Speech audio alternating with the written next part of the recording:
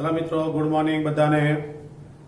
આપણે સ્વાધ્યાય 7.2 માં અગાઉ આપણે જોયેલું હતું 7.1 અને 7.2 એકદમ સહેલા છે। તો 7.2 માં આપણે એકાદ દાખલો જે બાકી છે આપણે જરાક જોઈ લઈએ। તો દાખલા નંબર 5 n બરાબર 6 અને r બરાબર 2 હોય ત્યારે આપણે n ફેક્ટોરિયલ છેદમાં n માઇનસ r ફેક્ટોરિયલ આપણે મેળવવાના છે। તો આપણી પાસે આની કિંમત લાવવાની છે જેની અંદર n ને બદલે 6 અને r ને બદલે આપણે 2 મૂકવાના છે। તો જો n ફેક્ટોરિયલ છેદમાં n માઇનસ r ફેક્ટોરિયલ। હવે n ને બદલે આપણે 6 મૂકીએ તો 6 ફેક્ટોરિયલ નીચે 6 માઇનસ 2 6 માઇનસ 2 એટલે 4 ફેક્ટોરિયલ। તો ઉપર 6 ફેક્ટોરિયલ નીચે 4 ફેક્ટોરિયલ।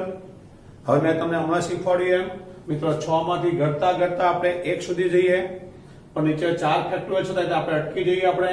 તો 6 ગુણ્યા 5 ગુણ્યા 4 ફેક્ટોરિયલ। તમે આગળ આગળ ઘટો તો બી વાંધો નહીં, 4 ગુણ્યા 3 ગુણ્યા 2 ગુણ્યા 1 કરો ચાલે પણ લાંબુ કરવાની કોઈ જરૂર નથી આપણે। તો અહીંયા આવશે 6 ગુણ્યા 5 ગુણ્યા આગળ 4 ફેક્ટોરિયલ આપણે અટકી ગયા, નીચે 4 ફેક્ટોરિયલ તો આમાં 4 ફેક્ટોરિયલ ઉડી ગયા, આપને જવાબ મળી ગયો 30। તો દાખલા નંબર 5 ના પહેલાની અંદર જે કિંમતો આપી છે કિંમતો આપણે મૂકી દીધી, આપણને જવાબ મળશે 30। હવે આમાં n બરાબર 6 ને બદલે n બરાબર 9 લેવાના છે, r બરાબર 2 ને બદલે r બરાબર 5 લેવાના છે અને સમીકરણ તપાસ બેઠું છે। તો જો આપણી પાસે રકમમાં n ફેક્ટોરિયલ છેદમાં n માઇનસ r ફેક્ટોરિયલ, એમાં n ને બદલે આપણે 9 તો 9 ફેક્ટોરિયલ નીચે n માઇનસ r તો 9 માઇનસ 5 તો 9 ફેક્ટોરિયલ નીચે 4 ફેક્ટોરિયલ। આનું આપણે સાદું આપી દઈએ તો 9 ગુણ્યા 8 ગુણ્યા 7 ગુણ્યા 6 ગુણ્યા 5 4 છે 4 આપણે મૂકી દેવાના, ઘટવાની જરૂર નથી। નીચે 4 છે તો 4 4 આમાં ઉડી ગયા અને કેલ્ક્યુલેટરની મદદથી આપણે આનો ગુણાકાર કરી દઈએ તો આપણને જવાબ મળશે 15120। તો દાખલા નંબર 5 બરાબર ક્લિયર। ખાલી આપણે કિંમત મૂકવાની છે અને કિંમત મૂકી અને આપણે સાદું આપવાનું છે। 7.3 મિત્રો આપણે 7.1 જેવું જ છે। 7.3 પૂરું થાય એટલે 7.2 ની આગળના ઉદાહરણો અને 7.3 ની આગળના ઉદાહરણ આપણે કરીશું એટલે ફરી પાછા બંને સ્વાધ્યાય તમને રિપીટ થઈ જાય। એટલે આપણે સ્વાધ્યાય 7.3 ચાલુ કરીએ, જે આપણે સ્વાધ્યાય 7.1 માં ભણ્યા હતા તે છે, નવું કઈ નથી એમાં। સ્વાધ્યાય 7.3 દાખલા નંબર 1 તો સ્વાધ્યાય 7.1 7.2 બરાબર તમારું ક્લિયર ને। હવે 7.1 ને ફરી પાછું રિપીટ કરવાનું આપણે, સ્વાધ્યાય 7.3 તમને આવડી જાય। 1 થી 9 અંકનો ઉપયોગ કરી 3 અંકની કેટલી સંખ્યાઓ બનાવી શકાય? અંકોનું પુનરાવર્તન કરવાનું નથી મિત્રો। આમાં આપણી પાસે 1 થી 9 અંક છે, તો 3 અંકની સંખ્યા બનાવી છે તો અહીં આપણે 3 ખાના બનાવી દેવાના। 3 ખાના બનાવ્યા। હવે આપણી પાસે 1 થી 9 એટલે કે 9 આંકડા છે આપણી પાસે, તો પહેલા ખાનામાં 9 માંથી કોઈ પણ એક આંકડો મૂકી દેવાનો। આપણી પાસે જે 9 આંકડા છે 9 માંથી એક આંકડો આપણે મૂકી દીધો। હવે પુનરાવર્તન કરવાનું નથી, મતલબ અહીંયા જે તમે આંકડો મૂક્યો છે એ આંકડો પાછો આમાં મૂકવાનો નથી, એટલે એક આંકડો ઓછો થઈ ગયો। તો આપણી પાસે 9 આંકડા હતા, 9 માંથી આપણે એક અહીંયા મૂકી દીધો, હવે આપણી પાસે 8 આંકડા બાકી રહ્યા। તો એ 8 આંકડામાંથી કોઈ પણ એક આંકડો આપણે અહીંયા ગોઠવાય, પાછો એમાંથી એક આંકડો અહીંયા ગોઠવાઈ ગયો તો આપણી પાસે 7 આંકડા બાકી રહ્યા, તો 7 માંથી કોઈ પણ એક આંકડો અહીંયા ગોઠવાય। માટે આપણે ગોઠવણીના પ્રકાર 9 ગુણ્યા 8 ગુણ્યા 7 માટે 504 આપણો જવાબ આવી ગયો। દાખલો પહેલો ક્લિયર। ફરી એકવાર આપણી પાસે મિત્રો 1 થી 9 આંકડા હતા, હવે આપણે 3 અંકની સંખ્યા બનાવીએ તો 3 ખાના બનાવી દેવાના। આપણી પાસે 1 થી 9 આંકડા 9 આંકડા થઈ ગયા આપણા, તો 9 આંકડામાંથી કોઈ પણ એક આંકડો પહેલામાં આપણે ગોઠવવાનો, પછી પુનરાવર્તન સિવાય કીધું છે એટલે એનું આપણે રિપીટ કરવાનું નથી, એટલે એક એક આંકડો ઓછો થતો જાય। જો પુનરાવર્તન સહિત કીધું હોય તો બધા આંકડા સરખા 9 9 9 એવું આવે, પુનરાવર્તન સહિત કીધું હોય તો। પુનરાવર્તન સિવાય કીધું છે તો પહેલામાં 9 આવ્યા તો બીજામાં 1 ઓછો થઈ જાય તો 8 આવે, પાછો 1 ઓછો થઈ જાય તો 7 આવે. આનો ગુણાકાર કરીએ આપણે પહેલા દાખલાનો જવાબ મળી ગયો. દાખલો પહેલો ક્લિયર. દાખલા નંબર બીજો જોઈએ. અંકોના પુનરાવર્તન સિવાય 4 અંકની કેટલી સંખ્યાઓ બને? તો જો આપણે અંકોનું પુનરાવર્તન કરવાનું નથી, હવે 4 અંકની આપણે સંખ્યા બનાવવાની છે. આ 4 અંક. હવે અહીંયા આંકડા નથી આપ્યા, આમાં આંકડા આપેલા હતા. નથી આપ્યા તો આપણને ખબર હોય છે કે આપણી પાસે કુલ 10 અંક છે. આપણે જે ગણિત ભણીએ છીએ એમાં કુલ આંકડા 10 છે. કયા કયા? તો 0 થી સ્ટાર્ટ કરવાનું. 0 1 2 3 અપ ટુ 9. એટલે આ 9 આંકડા અને આ 1 એટલે કુલ અંકો આપણી પાસે 10 છે. આટલી આપણને ખબર પડવી જોઈએ. બીજી એક વાત, જ્યારે આપણી પાસે 0 આવે ને તો તમે 0 જો પહેલા ખાનામાં મૂકી દો, 0 જો પહેલા ખાનામાં મૂકવામાં આવે અને પછી કોઈ બી આંકડા તમે લખો, 2 4 9 કોઈ બી આંકડા લખો તમે, તો આ સંખ્યા કેલ્ક્યુલેટરમાં તમે લખશો ને કેલ્સીમાં, તો 0 આગળથી નીકળી જાય 249 જ બતાવે. આ 3 અંકની સંખ્યા થઈ. આપણી પાસે રકમમાં 4 અંક છે. તો એક વાત યાદ રાખવાની કે ગમે એટલા અંકની સંખ્યા આપેલી હોય તો પહેલા ખાનામાં 0 નહીં આવવો જોઈએ.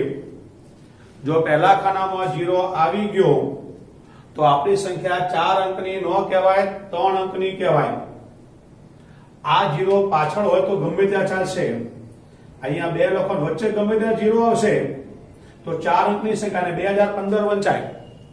આ 4 અંકની સંખ્યા બની ગઈ. પણ 0 પહેલા હોય તો 4 અંકની સંખ્યા કહેવાય નહીં, એને 3 અંકની સંખ્યા કહેવાય. તો પહેલા જ્યારે આપણે બનાવવા જઈએ ત્યારે પહેલા 0 ની ચર્ચા પહેલા કરવાની. તો જો પહેલા આપણે 0 ની ચર્ચા કરીએ. આપણે કીધું છે 4 અંકની સંખ્યા, એમાં પહેલા ખાનામાં 0 આવવો જોઈએ નહીં. તો આપણી પાસે કુલ 10 અંકો છે. 0 થી 9 સુધી કુલ 10 અંકો છે. 10 અંકમાંથી 0 આપણે પહેલા ખાનામાં કેટલા ઘટકો આવશે તે પહેલા જોઈએ. તો પહેલા ખાનામાં 0 લખાય નહીં. તો આપણી પાસે 9 આંકડા છે, 9 અંકમાંથી કોઈ પણ એક અંક લખાય. પહેલા ખાનામાં 0 ન લખાય. જો 0 લખીએ તો સંખ્યા 3 અંકની થઈ જાય. માટે પહેલા ખાનામાં ગોઠવણીના પ્રકારો 9 આવશે. હવે બીજા ખાનામાં તો 0 મુકાય. હવે આપણી પાસે કુલ અંકો 10 હતા. 10 માંથી 0 સિવાયનો કોઈ પણ એક અંક આમાં આવી ગયો. સમજો કે અહીંયાથી 5 નામનો આંકડો અહીંયા આવી ગયો, કારણ કે 0 સિવાયનો ધારો કે 5 આવી ગયો, તો આપણે 5 હવે લેવાય નહીં. તો આપણી પાસે 10 અંક હતા, 10 અંકમાંથી 5 નામનો એક અંક ઓછો થઈ ગયો. આપણી પાસે 9 અંક બાકી રહ્યા, કારણ કે આપણા 10 અંકો હતા. 10 અંકમાંથી ગમે તે એક અંક અહીંયા લખ્યો હોય આપણે, તો આપણી પાસે 9 અંક બાકી રહ્યા.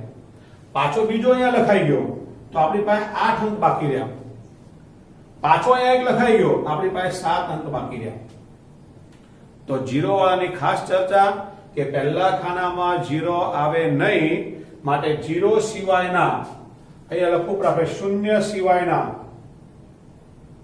આ ખાનામાં આપણે 0 સિવાયના 9 આંકડામાંથી કોઈ પણ એક અંકની પસંદગી કરીએ છીએ.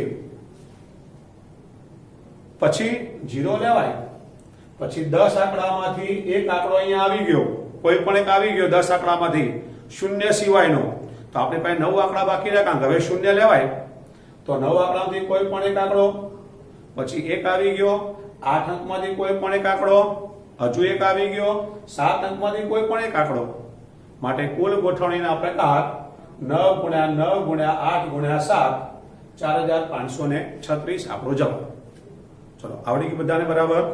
ફરી એકવાર, જ્યારે મિત્રો આપણે જેટલા અંકની સંખ્યાની વાત કરતા હોઈએ એટલા ખાના પહેલા બનાવવાના. પછી અંદર જો 0 ન આપેલો હોય તો આપણે ચર્ચા કરવી પડે કે પહેલા ખાનામાં 0 નહીં આવે. તો જેટલા આંકડા છે એમાંથી 0 સિવાયના જે આંકડા વધ્યા છે એ એના પ્રકાર બનશે. પછી 0 લેવાય એટલે કુલ અંકમાંથી એક ખાનું બાદ થઈ ગયું, બાકીના વધ્યા તે 9. પાછું એક બાદ એક આંકડો આવી ગયો, પાછળ 8, એક આવી ગયા અંદર 7, આનો ગુણાકાર કરી દઈએ, જે આવ્યો તો આપણો જવાબ આવી ગયો. ચલો રેડી. ત્યાર પછી આગળ દાખલા નંબર 3 જોઈએ આપણે. 1 2 3 4 5 નથી આપ્યો, 6 અને 7 ટૂંકમાં 3 ને 3 6 અંક આપણને આપ્યા છે. આ 6 અંકનો ઉપયોગ કરીને 3 અંકની કેટલી સંખ્યાઓ, અને મિત્રો એ પણ યુગ્મ સંખ્યાઓ. તો જો જરા 3 અંકની કીધું તો 3 ખાના બનાવવાના. હવે એ લોકોએ યુગ્મ કીધું તો છેલ્લો આપણો બેકી જોઈએ. તો બેકી આંકડા આપણી પાસે આમાંથી કયા કયા છે તે. તો બેકી આંકડા 2 4 અને 6. તો છેલ્લા ખાનામાં મિત્રો જ્યારે પણ આપણે આવો યુગ્મ શબ્દ વાપરવામાં આવે ત્યારે આપણને ખબર પડી જોઈએ કે છેલ્લા ખાનામાં આના બેકી આંકડા લખી દેવાના. આના બેકી આંકડા 2 4 ને 6. આ ત્રણમાંથી કોઈ પણ એક આંકડો આવે, આ ત્રણમાંથી કોઈ એક આંકડો આપણે અહીંયા લખવો જ પડશે તો જ બેકી બનશે. તો આ છેલ્લા ખાનાની પસંદગી આપણે પહેલા આપવી પડે, યુગ્મ અયુગ્મ આપે તો. ચલો આ ખાનું ભરાઈ ગયું. હવે આપણી પાસે 3 ને 3 6 આંકડાઓ છે. 6 આંકડામાંથી આપણે એક આંકડો અહીંયા મૂકી દીધો, ગમે તે એક આંકડો. તો 6 માંથી એક આંકડો અહીં મુકાઈ ગયો. આપણી પાસે 5 આંકડા બાકી રહ્યા. તો 5 માંથી કોઈ પણ એક આંકડો અહીંયા ભરો. 5 માંથી ફરી પાછો આંકડો અહીં મુકાઈ ગયો. આપણી પાસે 4 આંકડા બાકી રહ્યા. 4 માંથી કોઈ પણ એક અહીંયા મૂકી દો. માટે આપણે ગોઠવણીના પ્રકાર 5 ગુણ્યા 4 ગુણ્યા 3 60 આપો જવાબ. ફરી વાર દાખલો. આપણને મિત્રો યુગ્મ સંખ્યા શબ્દ વાપર્યો છે. યુગ્મ એટલે બેકી સંખ્યા. તો છેલ્લા આંકડામાં મિત્રો બેકી સંખ્યા આવે એવું આપણે ગોઠવવાનું. તો આપણી પાસે 2 4 ને 6 3 આંકડા બેકી છે. તો એ 3 માંથી કોઈ પણ એક અંક છેલ્લા ખાનામાં આવશે.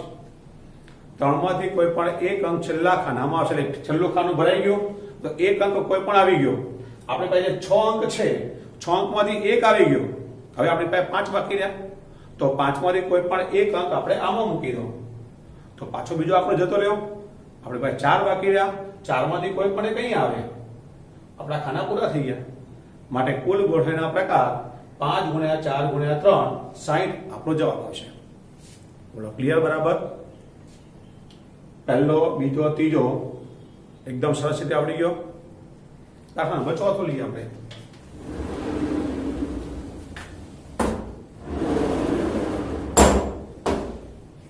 જો 1 2 3 4 અને 5 આવા 5 અંકનો ઉપયોગ કરીને 4 અંકની કેટલી સંખ્યાઓ બનાવી શકાય, કેટલી યુગ્મ હશે, પુનરાવર્તન કરવાનું નથી. તો પહેલા આપણે કેટલી સંખ્યા બનાવી શકાય તેની ચર્ચા કરીએ.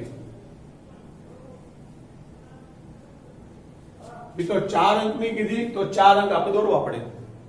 હવે આપણી પાસે કુલ અંક છે કેટલા? કુલ અંક આપણી પાસે 5.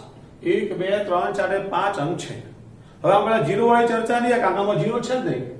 0 હોત તો આગલા દાખલાની જેમ 0 ની ચર્ચા કરવાની. 0 ના હોત આપણે જે સિમ્પલ કરતા હતા તે કે પેલા 5 અંક છે તો 5 માંથી કોઈ પણ એક અંક આમાં ગોઠવી દો.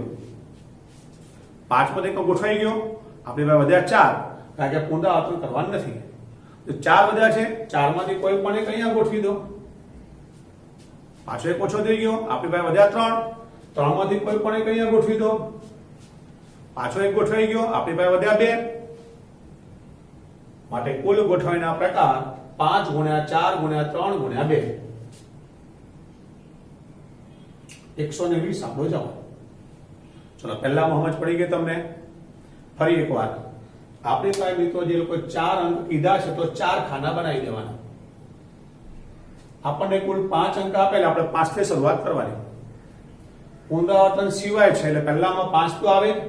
હવે પુનરાવર્તન વગર એટલે એક આવી ગયો, માટે બીજો લેવા બાજુમાં લેવાનો નથી. એને તો એક એક આપણે ઓછા કરતા જવાના. 5 એક ઓછો થાય 4 3 અને 2. ધારો કે મિત્રો પુનરાવર્તન સહિત હોત, પુનરાવર્તન હોત તો પેલામાં જે 5 છે બધામાં 5 5 5 અને 5 આવે. પુનરાવર્તન સહિતમાં એક સરખા આંકડા આવે. પુનરાવર્તન વગરમાં એક એક આંકડો ઓછો થતો જાય. આનો ગુણાકાર કરી દીધો, આપણને જવાબ મળી ગયો. હવે આ જ દાખલામાં કે છે યુગ્મ કેટલી હશે? તો મિત્રો યુગ્મ માટે જો 4 ખાના આપણે બનાવવાના છે. હવે 4 અંક કીધા હોય 4 ખાના બનાવવાના. એમાં યુગ્મ એટલે બેકી. તો આમાંથી બેકી આંકડા છેલ્લા ખાના મૂકી દેવાના. તો બેકી આંકડા કયા છે? 2 અને 4. આ છેલ્લા ખાનામાં આપણે મૂકી દેવાના. આ બે આંકડા છે માટે ગોઠવણીના પ્રકાર બે આપણે લખી દેવાના. અહીંયા જેટલા આંકડા હોય એટલા પાછા આપણે લખી નાખવાના. હવે ત્યારબાદ આપણી પાસે કુલ આંકડા 5 હતા. કુલ આંકડા આપણી પાસે 5 હતા. 5 માંથી કોઈ પણ એક આંકડો આમાં આવી ગયો, એક ખાનું ભરાઈ ગયું, તો 5 માંથી એક આંકડો આવી ગયો તો આપણી પાસે 4 બાકી રહ્યા.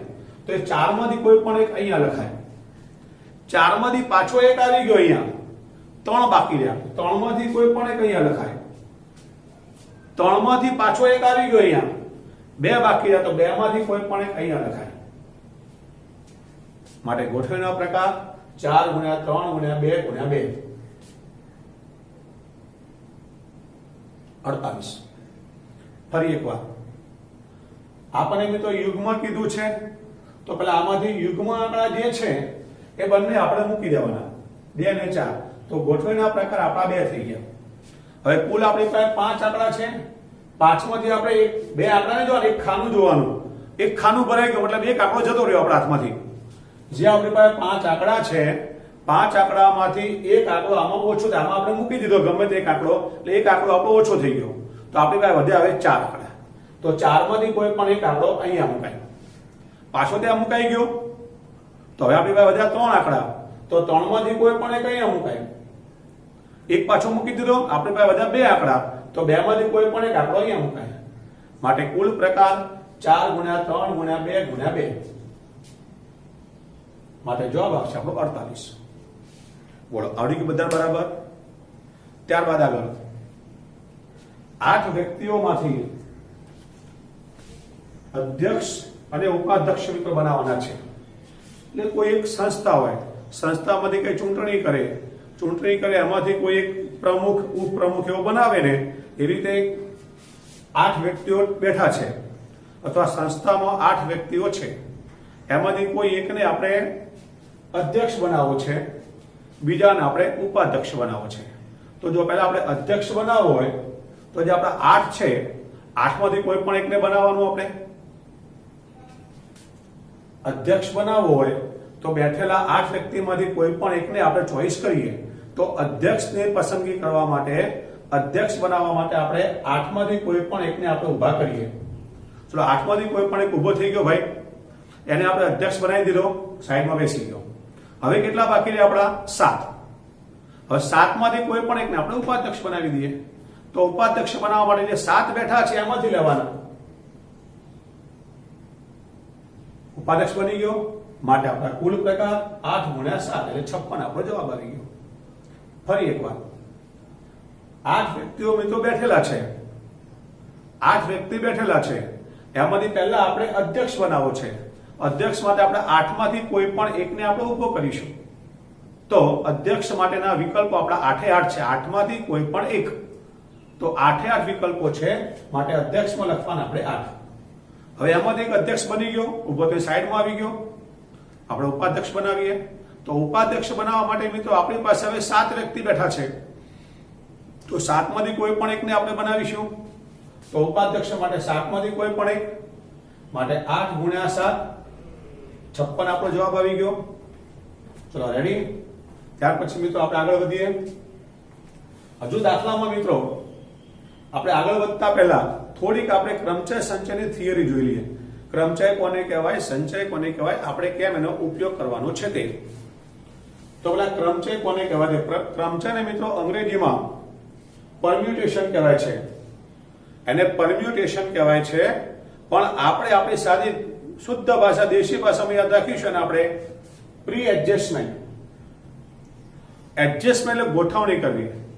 વાક્યમાં તમને જે જગ્યાએ ગોઠવણી શબ્દ જોવા મળે, ગોઠવણી, તે આપણે ક્રમચય વાપરવાના છીએ. એડજસ્ટમેન્ટ એટલે ગોઠવણી. અને આનો પહેલો શબ્દ પી આવે છે. પી માટે ક્રમચયનો સંકેત છે પી. પછી પાછા સંચય આવશે. ક્રમચય અને સંચય ચેપ્ટરનું આખું નામ છે. એમાં ક્રમચયને પરમ્યુટેશન અથવા પ્રી એડજસ્ટમેન્ટ, પહેલો શબ્દ એનો પી છે, માટે સંકેત એનો પી છે. અને એડજસ્ટ કરવું એટલે ગોઠવણી કરવી. તો રકમમાં તમે જે ગોઠવણી શબ્દ વાંચશો તે આપણે ક્રમચય વાપરવાના છીએ. આનું સૂત્ર NPR NPR માટેનું સૂત્ર, તો આ n ફેક્ટોરિયલ ઉપર મૂકી દેવાના અને આ બેની બાદબાકી નીચે મૂકી દેવાની. નવું કઈ નથી. આ n ફેક્ટોરિયલ ઉપર અને આ બેની બાદબાકી નીચે. એક આપણે દાખલો જોઈએ. દાખલા નંબર 6. n-1 p3 જેમ np4 બરાબર 1 જેમ 9. હવે સમજો કે દાખલા તરીકે આપણી પાસે આવું છે 5p3 છે. આના માટે મારે આપણે ક્રમચય સંચયનું સૂત્ર લખવું છે, તો ભલા મારે 5 ફેક્ટોરિયલ ઉપર મૂકવાના, નીચે મારા બેની બાદબાકી 5 - 3. આને આપણે ઉપર લખવાના, આ બેની બાદબાકી નીચે લખવાની. તો 5 ફેક્ટોરિયલ, 5 માંથી 3 જાય તો 2 ફેક્ટોરિયલ. હમણાં મેં શીખવાડ્યું પ્રમાણે 5 × 4 × 3 × 2 ફેક્ટોરિયલ અટકી ગયા, નીચે 2 ફેક્ટોરિયલ ઉડી ગયા. 5 × 4 = 20 × 60 આપણો જવાબ આવી ગયો. હવે બીજી એક વાત તમને સમજાવું. આવી જ્યારે આપણને કિંમત આપી હોય, એમાં તમે આ આંકડો જો જાણતા હોય ને તમે, તો આ ક્રિયા બી કરવાની જરૂર નથી. હું તમને બીજી શોર્ટ મેથડ આપું, પણ એ શોર્ટ મેથડ આંકડો જાણતા હોય તો જ થાય. આ આંકડો તમને r આપ્યો હોય, નથી જાણતા તો આપણે આ સૂત્ર મૂકવું જ પડશે, ચાલવાનું જ નથી એમાં. પણ અહીંયા તમે જો આંકડો જાણતા હોય તો તમારે આ આંકડાથી ઘટતા ઘટતા ઘટતા આટલા આંકડા જવાનું. તો પેલો 5 લખી દેવાનો. અમારે 3 આંકડા ઘટવાના છે. 3 આંકડા, તો 5 × 4 × 3. પહેલો, બીજો ને ત્રીજો થઈ ગયો 3 આંકડા. 3 સુધી નહીં, આ આંકડા સુધી નહીં, આટલા આંકડા. તો 5 માંથી ઘટવાનું 5, 4, 3, 2, 1 વગેરે. પણ 3 આંકડા થાય અટકી જાઓ. પહેલો, બીજો, ત્રીજો આખો થઈ અટકી ગયા. બસ આનો ગુણાકાર કરી નાખો, આપવા જવાબ આવશે. સૂત્ર મૂકવાની જરૂર પડશે નહીં. પણ આવું ક્યારે કરવાનું? આ આંકડો જાણતા હોય તો. આ આંકડો લખી આટલા આંકડા ઘટવાનું, સીધો એક જ સેકન્ડમાં તમારો જવાબ પડશે. MCQ માટે, JEE માટે આ ચાલે. પણ જો તમે આંકડો ન જાણતા હોય તો તમારે એમાં આ સૂત્ર મૂકવું પડશે. આપણે આની વાત કરીએ.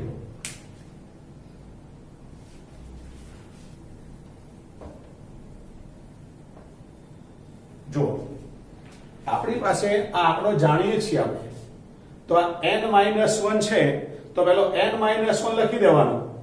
હવે એક એક એમાંથી ઓછા કરતા જવાનું, ઘટવાનું આપણે. તો આપણી પાસે n-1 છે, તો પેલા n-1 લખો, એમાંથી એક એક ઓછા કરો. આમાંથી એક ઓછું થાય તો n-2, n-3, n-4, આપણે ઘટતા ઘટતા જવાનું. પણ કેટલા? 3.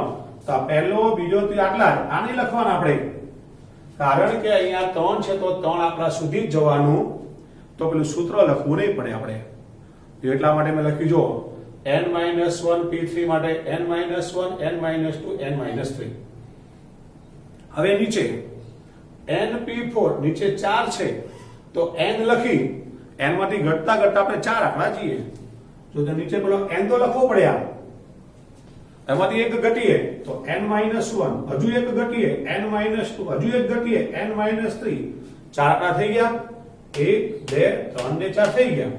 અહીં આપણે અટકી જવાનું. માટે મેં આના માટે લખ્યું છે n, n-1, n-2, n-3. ચલો p વાળામાં સમજણ પડી ગઈ તમને બરાબર?